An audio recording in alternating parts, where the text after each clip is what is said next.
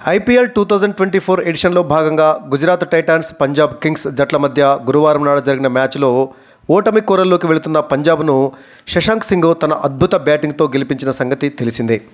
అప్పటికే శిఖర్ ధావన్, బెయిర్స్టో లాంటి star బ్యాటర్లు out కావడంతో క్రికెట్ ప్రియులు ఇక పంజాబ్ పని అయిపోయినట్లు అనుకుని టీవీలు కట్టేసి పడుకున్నారు.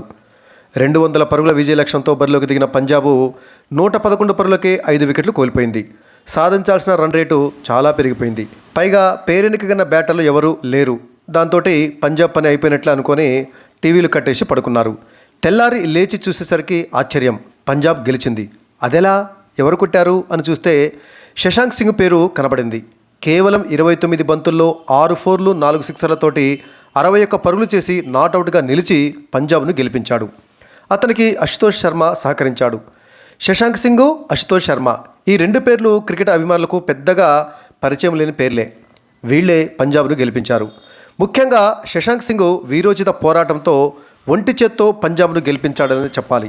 ఎవరి శశాంక్ సింగ్ అని వెతికితే 3 నెలలు వెనక్కి తిరిగి చూస్తే ఐపీఎల్ మినీ ఆక్షన్ జరుగుతున్న సమయంలో శశాంక్ సింగ్ను పంజాబ్ జట్టు సహాయ యజమాని ప్రీతి జింటా కొనుగోలు చేసింది ఆక్షన్లో.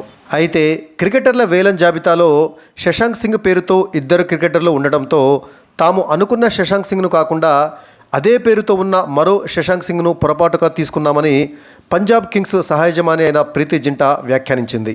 ఇది కాస్త వివాదం కావడంతో ఆ తర్వాత మాట మార్చి 2 శశాంక్ సింగ్లు తమ దృష్టిలో ఉన్నారని, తాము పొరపాటు చేయలేదని వివరణ ఇచ్చుకునే ప్రయత్నం చేసింది. ఆనాడు పొరపాటున తీసుకున్నామని భావించిన ఆ శశాంక్ సింగే గురువారం నాడు పంజాబ్ను గెలిపించి కుడి ఎడమైతే పొరపాటు లేదోయ్ అనే నానుడిని సార్థకం చేశాడు.